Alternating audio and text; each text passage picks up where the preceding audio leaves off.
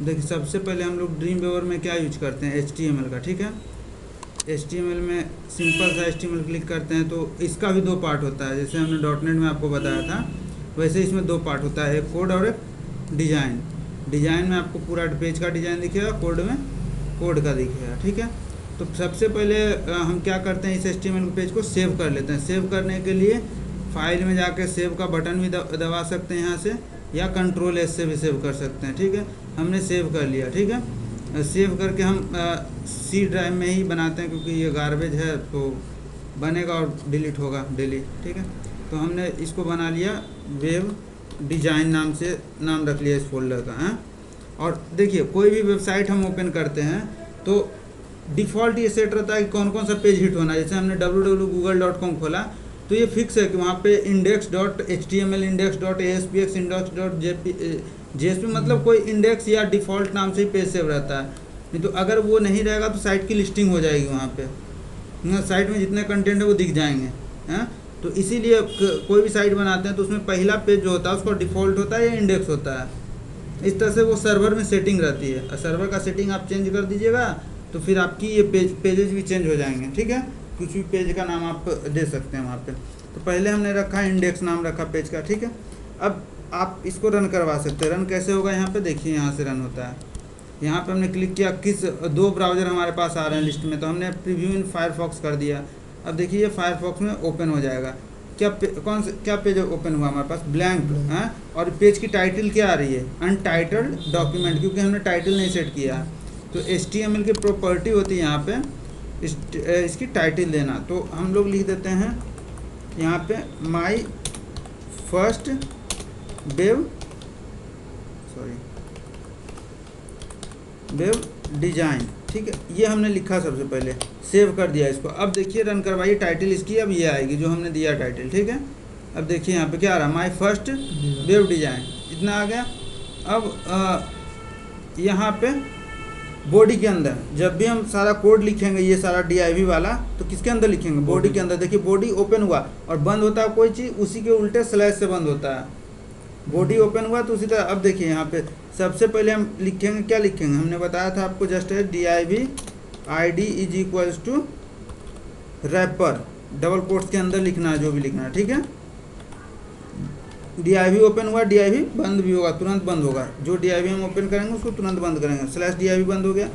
अभी देखिए अभी तक कोई इफेक्ट नहीं आएगा आपके इस पेज में, क्योंकि हमने उसकी CSS नहीं लिखी है। बिना CSS पेज नॉर्मल लगता है, ठीक है, बिना उसमें कोई सजावट नहीं होगा आपका। अब CSS ऐड करने के लिए हम जस्ट माउस का कर्सर रखते हैं ID के बाद, हमारा जो कर्सर होता है, ठीक है। तो हमने रख दी रैपर, यहाँ पे बंद है। उसके बाद हमने क्या ID के बाद जस्ट रखी उसके बीच में। तो हमने यहाँ देखिए, यहाँ से न्यू CSS रूल, यहाँ CSS ऐड होता है हमेशा। हमने क्लिक किया, ये ऑटोमेटिक डिटेक्ट कर लिया हैश के साथ रैपर। ID हमेशा हैश के साथ डिटेक्ट होता है, ठीक है। और यहाँ पे देखिए दिस डॉक्यूमेंट ओनली। तो CSS तीन तरह का होता है, एक इनलाइन होता है, इनलाइन मतलब जो लाइन के अंदर लिख दिया जाता है, आगे उसे बताएंगे, ठीक है। और एक होता है इनर, मतलब जो पेज के अंदर लिखा जाता है, एक लाइन के अंदर लिखा जाता है और एक पेज के अंदर। और एक होता है आउटर, मतलब कहीं और लिखा जाता है, उसका कॉल किया जाता है हमने। तो अभी हम लोग आउटर के बारे में पढ़ेंगे। तो न्यू स्टाइल शीट फाइल यहाँ पे सेलेक्ट करेंगे, क्या शीट फाइल सेलेक्ट करेंगे, ठीक है। ओके, जैसे ही करेंगे ओके वो पूछेगा सेव करना। तो पूरा फाइल जो है हम डेवलपमेंट फोल्डर में रखते हैं। जो भी फोल्डर हमारा एक बार डिसाइड कर दिया हमने, ये हमारी वेबसाइट की फोल्डर है, तो उसी में हम CSS इमेजेस सब रखेंगे। तो CSS का फोल्डर बाय डिफ़ॉल्ट लोग स्टाइल्स नाम से सेव करते हैं रिकॉग्नाइजेशन के लिए, ठीक है। तो हमने भी सेव कर दिया। अब इसके अंदर फाइल का नाम हमने CSS रख दिया, ठीक है।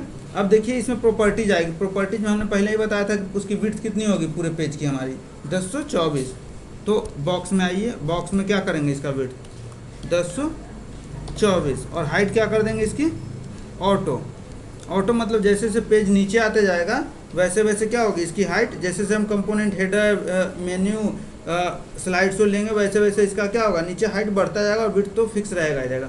अब देखिए इस केस में होता क्या है, अगर हम दोनों तरफ से मार्जिन ऑटो नहीं करेंगे तो ये पेज हमारा क्या हो जाएगा, एक ही तरफ जाके छुप जाएगा। मतलब कहने का मतलब ये कोने में आ जाएगा सारा पेज, बीच में नहीं आएगा पेज। तो अब इतना करके हम लोग रन करवाते हैं इसे। देखिए फिर भी कुछ नज़र नहीं आएगा, क्योंकि हमने कलर पेज का नहीं दिया ना कुछ दिया, फिर भी कुछ नहीं आया, क्योंकि हाइट इसकी ऑटो है। अब जैसे जैसे उस हाइट में ब्लॉक्स हम बनाते जाएंगे वैसे वैसे पेज आते जाएंगे। तो फर्स्ट ऑफ ऑल करते हैं हम लोग कुछ डिफरेंट ट्राई करते हैं। पेज की प्रॉपर्टी, पेज की प्रॉपर्टी मतलब इस पेज की प्रॉपर्टी, बैकग्राउंड कलर कुछ अलग दे देते हैं। सपोज दैट, लेट सपोज हमने इस तरह कलर दिया इसका पेज का, ठीक है। अप्लाई, अब ये कलर पूरे पेज में आएगा, देखिए आप, ये पूरे पेज में आ गया कलर, लेकिन इसका हेडर वगैरह कुछ नहीं दिख रहा आपको, क्योंकि हमने रैपर अभी डिफाइन किया। अब रैपर के अंदर हम लोग हेडर लिखेंगे, तो यहाँ पे इसी के अंदर लिखना है, DIV के बाहर, इस DIV के बाहर नहीं जाना है, ठीक है। जब भी कोई काम करना है हमको पेज के अंदर है, तो रैपर के अंदर, रैपर को ही हम अपना पेज मानते हैं। DIV ID is equal to header. Conventionally header रखते हैं, कुछ भी नाम रख सकते हैं आप, क्योंकि जिस नाम से आप यहाँ पे नाम रखिएगा उसी नाम से आपको CSS बनाना पड़ेगा, ठीक है। अब देखिए इसके बीच में फिर कर्सर ले जाएंगे हम CSS ऐड करने के लिए, यहाँ पे नहीं आ रहा है तो इसको रिफ्रेश करेंगे। रिफ्रेश करते ही हमारा क्या होगा, फिर आ गया। यहाँ पे आएंगे, देखिए रैपर के अंदर हेडर को देख रहा है ये, मतलब हेडर भी रैपर के अंदर है, इस रैपर उसके अंदर हेडर है, और पहले से फाइल डिफाइन है कि .css हमें करना नहीं कुछ, हमें ओके करना है। अब ओके, इसमें देखिए बॉक्स का स्टिल विड्थ उतना ही होगा, विड्थ वही होगा, हाइट हमें 100 ले लेनी है, क्योंकि हेडर की कुछ हाइट भी होनी चाहिए। और बैकग्राउंड कलर सेट कर देते हैं इसका, सपोज दैट हमने वाइट सेट कर दिया इसका बैकग्राउंड कलर। Apply, okay. अब देखिए पेज को हम रन करवाते हैं, देखिए ये हेडर दिखने लगा हमारा, कितना बड़ा हेडर था। रैपर था तो नहीं दिख रहा, रैपर भी विड्थ था, लेकिन हाइट उसकी ऑटो थी। अब उसने उसमें हाइट में हमने हेडर ले लिया जिसकी हाइट हमने कर दी 100 पिक्सल, तो उसके कारण वो रैपर फैल गया। अब रैपर में देखिए हम लोग मेन्यू लेंगे, जैसे ही मेन्यू का हम जगह स्पेसिफाई करेंगे वो फिर फैलेगा थोड़ा सा, मतलब ऑटो एडजस्टेबल है, घटता बढ़।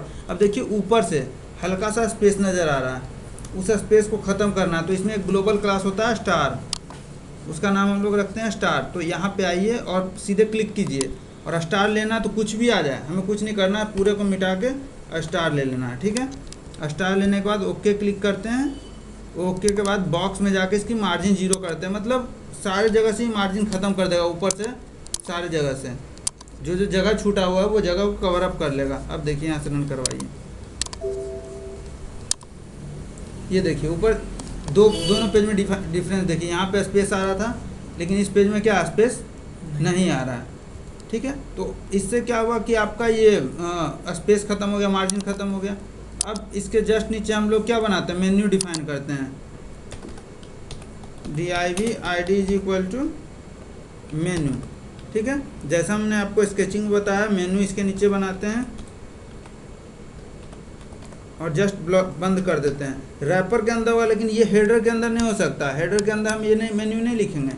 हेडर देखिए इतना दूर में, यहाँ ओपन हुआ हेडर और यहाँ बंद हो गया इतना दूर में, ठीक है। इसके बाद जस्ट हमने रैपर के अंदर मेन्यू को ओपन किया और मेन्यू को बंद किया है, ठीक है।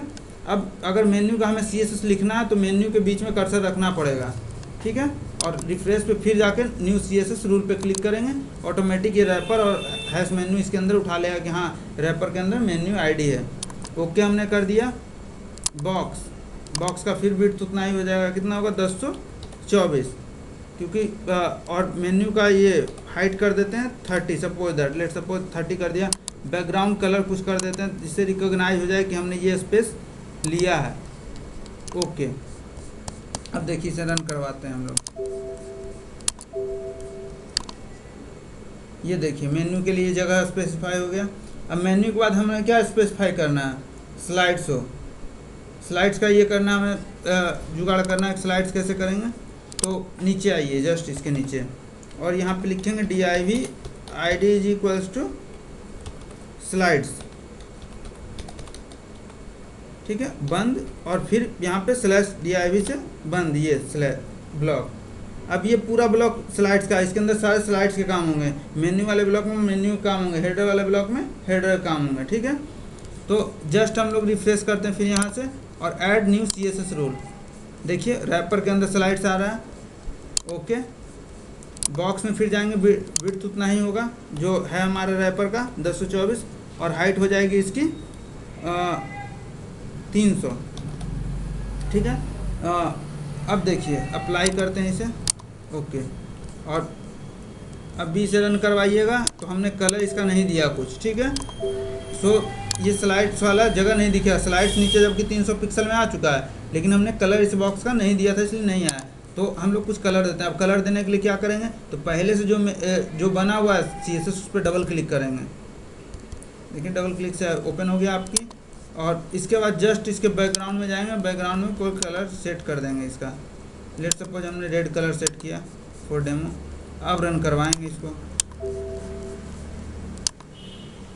अब देखिए ये आ गया आपका, ठीक है। तो ये क्या हुआ, आपका स्लाइड्स का ये जगह बन गया, ठीक है। अब नीचे आते हैं। स्लाइड्स के बाद हमारा कंटेंट होगा जिसमें हम कंटेंट लिखेंगे, जिस पेज में हम अपने सारे कंटेंट्स डालेंगे। तो div id is equals to contents, ठीक है। अब इस पेज में देखिए आपके क्या होगा, रिफ्रेश। फिर हम लोग क्या लेंगे, उसी तरह से अपनी ये ले लेंगे, क्या कहते हैं, CSS ले लेंगे। तो रैपर के अंदर कंटेंट्स, ओके, बॉक्स 1024 और हाइट कर देंगे इसकी 600। सपोज 600 का हमने ये कर दिया फिक्स, हाँ। और इसका कलर चेंज कर देते, तो कलर हमने इस तरह का ले लिया सपोज। अब रन करवाते हैं इसको।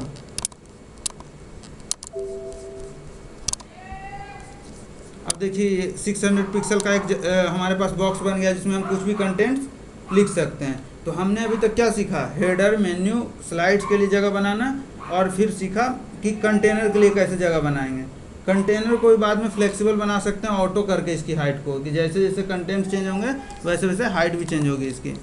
अब लास्ट हमारा एक पोर्शन बचता है फूटर, ठीक है।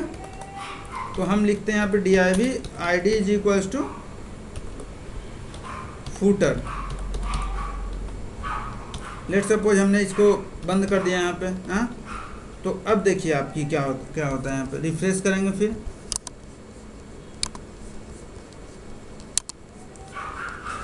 बॉक्स विड्थ स्टिल वही होगा 1024, और हाइट कितनी 100 कर देते हैं इसकी, और बैकग्राउंड कलर कुछ अलग कर देते हैं, इस तरह का सेट करते हैं, ठीक है। और अब इसे रन करवाते हैं हम लोग। देखिए अब ये आ गया आपका, इतना बन गया। मतलब कहने का मेरा सेंस है कि ये बन गया हमारा। अब ये बन गया हमारा, इस तरह का बना हमारे पास। तो ये सारे सेक्शंस डिफाइन हो गए। तो आज हमने सीखा, क्या सीखा, कि कैसे पेज डिजाइन करेंगे, पेज में हेडर कैसे बनाएंगे। हेडर बनाने के बाद हम लोग क्या कहते हैं इसको, मेन्यू कैसे बनाएंगे, स्लाइड्स कैसे बनाएंगे, कंटेनर कैसे बनाएंगे, और फूटर कैसे बनाएंगे। तो इतने बनाएंगे। और इनका देखिए अभी तक आपने CSS लिखा, CSS गया कहाँ इनका, ये पता नहीं चला आप लोग को। देखिए दिखाते हैं CSS कहाँ गया। बगल में एक CSS फाइल होता है, देखिए सारा CSS यहीं लिखा होता है। अगर कुछ घटाना बढ़ाना हमें है तो जस्ट यहाँ से घटा बढ़ा सकते हैं। लेट सपोज हमें रैपर को थोड़ा बढ़ा के और ये करना है, सर रैपर बढ़ाना है, या कुछ भी। सपोज दैट हमने मेन्यू का हाइट हमें बढ़ाना है, 40 पिक्सल्स करने हैं, तो यहाँ से भी हम एडिट कर सकते हैं। इसको सेव कर देंगे, हाइट लिखी हुई थी मेन्यू की, हमने एडिट किया, रिलोड करते हैं पेज को, देखिए हाइट बढ़ गई इसकी। तो कुछ भी हम एडिट भी कर सकते हैं खुद से, और डायरेक्ट टूल से भी यूज कर सकते हैं। ये हुआ था। और हमने जो सोर्स लिखा, ये HTML का ये लिखा गया। तो HTML में बेसिकली इतना ये है। अगर आप नोटपैड पे करते तो आपको ज़्यादा समय लगता है, इसलिए ड्रीमवीवर में फास्ट रैपिड डेवलपमेंट होता है, रैड जिसको कहते हैं हम लोग, रैपिड एप्लीकेशन डेवलपमेंट, ठीक है। बस नेक्स्ट डे इसके आगे हम लोग सीखें।